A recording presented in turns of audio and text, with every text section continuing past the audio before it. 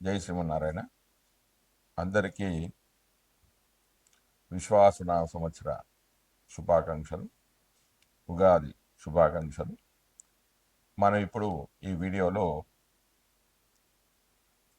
రవి మేషరాశిలోకి ప్రవేశించినప్పుడు ద్వాదశ రాశుల వారికి ఫలితాలు ఏ విధంగా ఉంటాయి అనేది ఈ వీడియోలో తెలుసుకుందాం. అంత ప్రాముఖ్యత ఏమిటి అంటే, మేషరాశిలో రవి స్థితి చెందడం అంటే అది రవికి అది ఉచ్చరాశి. అంటే కేవలం మొత్తం 30 డిగ్రీలు కాదు, మొదటి 10 డిగ్రీల్లో మాత్రమే రవి కానీ కుజుడు కానీ మొదటి ద్రెక్కానంలో మాత్రమే శుభ ఫలితాలు ఇస్తాడు. మిగిలిన ద్రెక్కానం అంటే 10 డిగ్రీలు, మొదటి ద్రెక్కానం అంటే 10, రెండవ అంటే మళ్ళీ 10 నుంచి 20, మూడవ ద్రెక్కానం అంటే 20 నుంచి 30 డిగ్రీలు. రవి కుజులు మొదటి ద్రెక్కానంలో ఆ ఫలితాలను ఇస్తాడు. అంటే శుభ ఫలితాలు కానివ్వండి, పాప ఫలితాలు కానీ ప్రభావితం అనేది చేయడం జరుగుతుంది. కాబట్టి ఆ ఫలితాలు ఏ విధంగా ఉంటాయి, ద్వాదశ రాశుల వారికి ఫలితాలు ఏ విధంగా ఉంటాయి అనేది మనం ఇప్పుడు ఈ వీడియోలో తెలుసుకుందాం. ఆపదాపహర్తారం ధాతారం సర్వసంపదాం లోకాభిరామం శ్రీరామం భూజో భూజో నమామ్యహం. జ్ఞానానందమయం దేవం నిర్మలాస్ఫటికాక్తం ఆధారం సర్వవిద్యానాం హయగ్రీవ ఉపాస్మే. మనం ఇప్పుడు ఈ వీడియోలో రవి మేషరాశిలోనికి ప్రవేశించినప్పుడు ద్వాదశ రాశుల వారి యొక్క గోచార ఫలితాలు ఏ విధంగా ఉంటాయి అనేది ఈ వీడియోలో తెలుసుకుందాం. అంత ప్రాముఖ్యత ఏంటంటే, మేషరాశిలో రవికి అది ఉచ్చస్థానం. అంటే మొదటి 10 డిగ్రీలు మాత్రమంటే ఒక్కొక్క డిగ్రీ అంటే ఒక్క రాశిలో మొత్తం ఒక నెల రోజులు ఉంటాడు. అంటే దాదాపుగా 10 నుంచి 12 రోజులు మాత్రమే ప్రభావాలన్నీ, ఇప్పుడు నేను చెప్పబోయే 10-12 రోజులు మాత్రమే ప్రభావాలన్నీ ఎక్కువగా ఉంటాయి. మిగతా దాని తర్వాత సాధారణంగా ఉంటాయి. ఆ ఫలితాలు ఏ విధంగా ఉంటాయి అనేది మనం ఈ వీడియోలో తెలుసుకుందాం. ముందుగా అసలు రవి కారకత్వాలు ఏంటి, రవి యొక్క స్వభావం ఏంటి అంటే, చేతశుద్ధి రమాభిమాన జనకాత్మజారోగ్యదా శక్తిధి కార్యోజాంసి కటు ప్రభావ దహన ఉష్ణోకృష్టు మర్తప రాజ్యం రక్త పటు చతుష్పాదుతనే ముక్తాఖ భోవృద్ధత ఓమేక్ష శుచిరక్త కంటక తరు జ్ఞానోదయ భారవే. అంటే ఇది భావమంజరి 42వ శ్లోకంలో చెప్పారు. ఏమిటంటే, ఇతరులకు అపకారం కోరని మనశుద్ధి, ఇతరులకు ఎప్పుడు కూడా చెడు చేయడు. అంటే రవి బలంగా ఉన్నవాడు. ధన ప్రాధాన్యం అధికమైన ఆత్మాభిమానం ఉంటుంది. ఆత్మాభిమానం, సెల్ఫ్ కాన్ఫిడెన్స్ అనేది ఎక్కువగా ఉంటుంది. తండ్రికి కారకుడు ఆత్మ, తన మీద తనకు నమ్మకం ఎక్కువ. ఆరోగ్యానికి కూడా కారకుడు. అంటే రవి మంచి స్థానంలో ఉన్న వాళ్ళకి ఆరోగ్యం చాలా బాగుంటుంది. బుద్ధి బలం ఉంటుంది. బుద్ధి బలం, కార్యనిర్వహణ శక్తి ఉంటుంది. ఓజస్సు, కటువుగా ప్రవర్తించడం. కారం అంటే మిరియాల కారానికి రవి, మిరపకాయ కారానికి కుజుడు కారకుడు. ఇతరులపై ప్రభావం చూపగలడం. అగ్నిశక్తి, ఉష్ణశక్తి అంటే ఆరోగ్యకరమైన ఉష్ణశక్తికి రవి అయితే ఆ వేడిని అధికంగా చేయడానికి కుజుడు కారకుడు. కంటి యొక్క అనారోగ్యం అంటే కుడి కంటికి రవి అయితే ఎడమ కన్నుకు కారకుడు ఎవరు? చంద్రుడు. మనుషులను పరిపాలించడం అంటే అధికారమైన పాలన చేయడం అంటే లీడర్షిప్ క్వాలిటీస్ ఎక్కువగా ఉంటాయి రవి బలంగా ఉన్న వాళ్ళకి. రాజ్యము, ఎర్రని బట్ట, పశుబలము, గట్టి అంటే పత్రహరితానికి సూర్యకాంతి కారణమని వైజ్ఞానికమైన వివరణ. ముత్యాలు, ఆకాశంపై ఆధిపత్యం, పెద్ద మనిషిగా వ్యవహరించడం అంటే పైకి చూడడం. అంటే తప్పు చేసిన వాడు అధైర్యవంతుడు, కిందికి చూస్తాడు. గర్వం కలవాడు పై చూపులు అనేవి చూస్తాడు.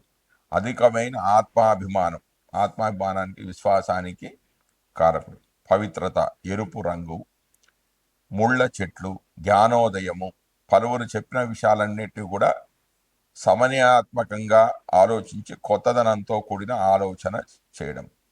రవి కారకత్వాలకి శరీర కారకత్వాల్లో ముఖ్యంగా హృదయము, రక్త ప్రసరణ వ్యవస్థకు రవికి ప్రత్యేకమైన స్థానం ఇవ్వడం అనేది జరిగింది. అంతేకాకుండా ఆధ్యాత్మిక అంశాలలో శరీరం ఏర్పడడానికి మూలభూతమైన ఆత్మకారకం రవికి ఆపాదించడం జరిగింది. నిరంతరం తన చుట్టూ అన్ని గ్రహాలను అంటే అన్ని వ్యవస్థలను తిప్పుకుంటూ వాటికి కావలసిన పోషణను అందిస్తూ తాను జ్వలిస్తూ వెలుగుతూ ప్రాణభూతమైన రవి ఆత్మకారకుడిగాను శరీరంలో హృదయ కారకుడిగాను నిర్దేశించడంలో ఔన్నత్యం అనేది కనిపిస్తుంది. హృదయం ఆగిన, ఆత్మ వెళ్ళిపోయిన శరీరం అనేది మరణిస్తుంది, చైతన్యహీనము అవుతుంది, అన్ని రకాల వ్యవస్థలు వెంటనే నాశనం అవుతాయి. అందుకే రవి అన్నిటికీ కూడా కేంద్రం.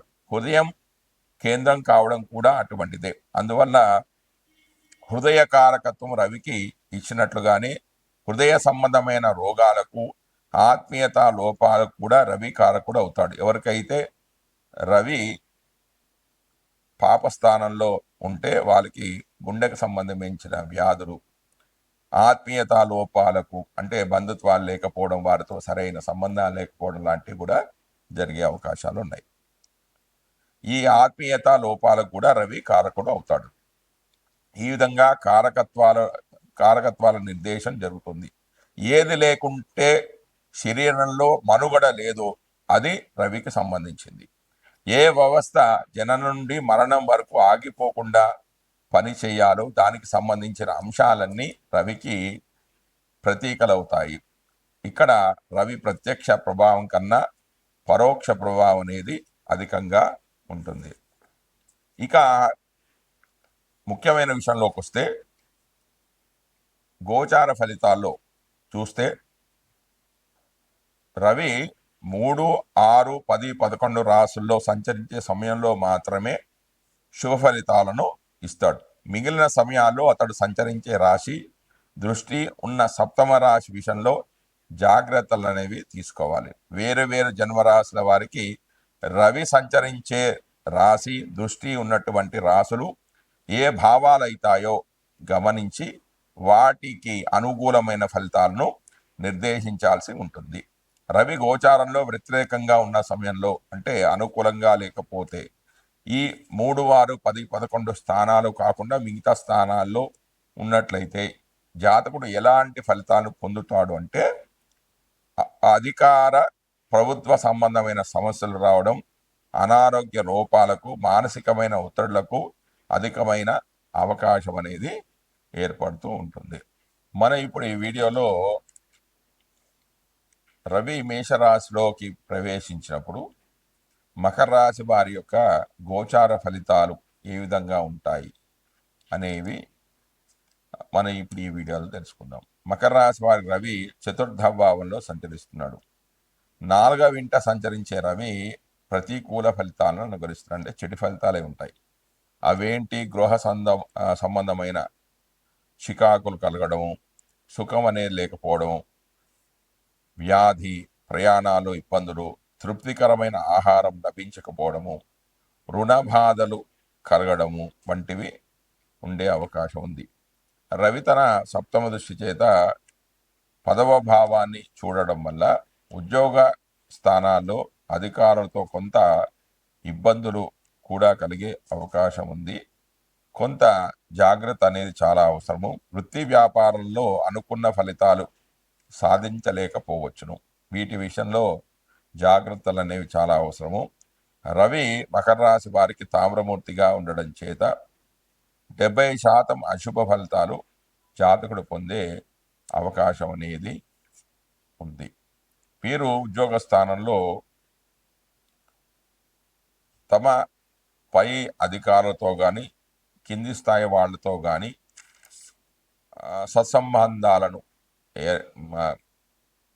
ఏర్పరచుకోవడం వల్ల ఉత్తమ ఫలితాలు అనేది పొందే అవకాశం ఉంది. మకర రాశికి అధిపతి శని మరియు మనం ఆ రవికి శత్రుత్వం ఉండడం చేత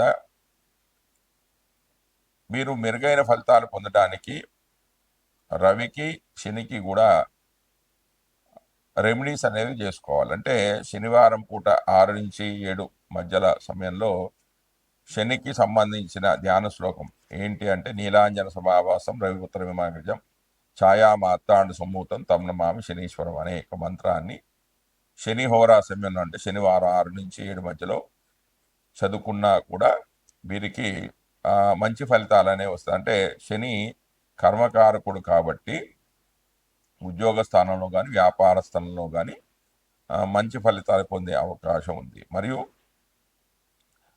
ఆత్మకారకుడైన రవికి సంబంధించిన శ్లోకాలు అంటే ధ్యాన శ్లోకాలను ఆదివారం పూట ఉదయం 6 నుంచి 7 మధ్యలో చదువుకున్నట్లయితే ఏంటి శ్లోకం అంటే, జపాకుసుమ సంకాశం కాశ్యపేయం మహాత్యం తమోరం సర్వపాపకం ప్రదోష దివాకరం. ఈ మంత్రాన్ని చదువుకున్నట్లయితే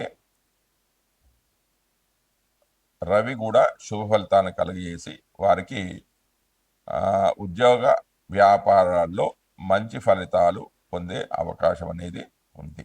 జై శ్రీమన్నారాయణ. నేను ఇప్పుడు చెప్పబోయేది రెమెడీస్. అంటే ఎవరి జాతకంలో అయితే సూర్యుడు బలహీనంగా ఉంటాడో వాళ్ళు చేసుకోవాల్సిన పరిహారాలు ఏంటంటే, సూర్య శాంతి స్థానం. అంటే సూర్యుడు అశుభంగా ఉన్నప్పుడు అభిష్ట కార్యాలు సిద్ధించడానికై కాశ్మీర కేసరం అంటే కుంకుమ పువ్వు, యష్టి మధుకము, పద్మకం అంటే హిమాలయమున పుట్టు దుర్లభ జాతి వృక్షము, యాలకులు, మనశిల అంటే మనశిల అనియు అందరు దీన్ని మనశిల అంటే మనిషిల అని అంటారు. ఇది పేరుడు పదార్థాలు వాడతారు. వట్టివేళ్ళు, వసంత దూతి అంటే శృంగవల్లి పాటల అని దీనికి ఇంకో పేరుంది ఇది. మరియు దేవదారు వృక్షాల యొక్క చెక్క, ఇవన్నీ కూడా స్థాన జలంతో అంటే నీళ్ళలో స్థాన జలంతో కలిపి నీళ్ళలో వేసుకొని స్నానం చేస్తే సూర్యుడికి సంబంధించిన దోషాలు అనేవి పరిష్కారం అవుతాయి. అంతేకాకుండా పురాణ శ్లోకాలు ఉన్నాయి. ఏంటి? జపాకుసుమ సంకాశం కాశ్యపేయ మహాదుతం తమోరం సర్వపాపగ్నం ప్రదోష దివాకరం. ఈ మంత్రాన్ని కానీ వైశిష్ఠుడు రాముడికి ఉపదేశించిన ఆదిత్య హృదయ పారాయణాన్ని చేసుకున్నట్టయితే రవికి సంబంధించిన దోషాలన్నీ కూడా తొలగిపోయి రవి శుభ ఫలితాలను ఇవ్వడం జరుగుతుంది. జై శ్రీమన్నారాయణ.